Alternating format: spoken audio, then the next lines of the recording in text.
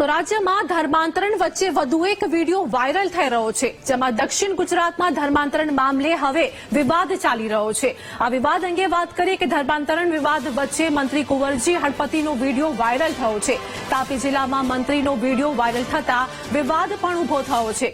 કુંવરજી હળપતિ ખ્રિસ્તી ધર્મ પર સ્ટેજ પરથી વક્તવ્ય કરી રહ્યા હતા, તે દરમિયાન તેઓનું આ નિવેદન સામે આવ્યું। તે બાદ વિવાદ થયો। મંત્રી કુંવરજી હળપતિનો ખ્રિસ્તીઓને ઈસુ કથા કરતાનો વિડીયો વાયરલ થયો છે। જિલ્લામાં ખ્રિસ્તીઓ દ્વારા ધર્માંતરણ ચાલી રહ્યું છે તેવું કહ્યું હતું। બીટીવી ન્યૂઝ આ વાયરલ વિડીયોની પુષ્ટિ નથી કરતું। હું છું બેઠે એસઆઈએ બધા કે એક ભવિષ્યવાણી કરી છે।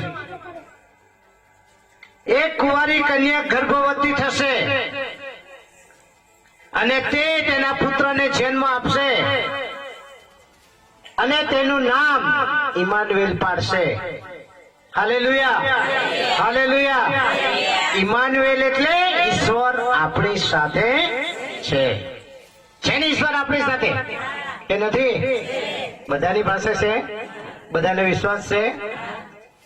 એટલે મિત્રો, નાતાલની વાત કરવા જઈએ તો આખી રાત કરીએ ને તોય પૂરી નહીં થાય। હું છું બેઠેલો ત્યાં સુધી બીજો કોઈ રાજા હોવા જોઈએ ના, એવું કોણે કહ્યું? દહેરોજ રાજા।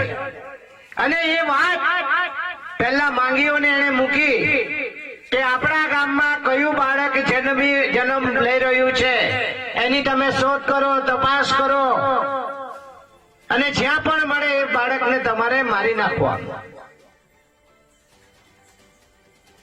અને માગીઓ પણ હોશિયાર, પેલા દહેરોજ રાજાને અવળા રસ્તે વારી દીધા।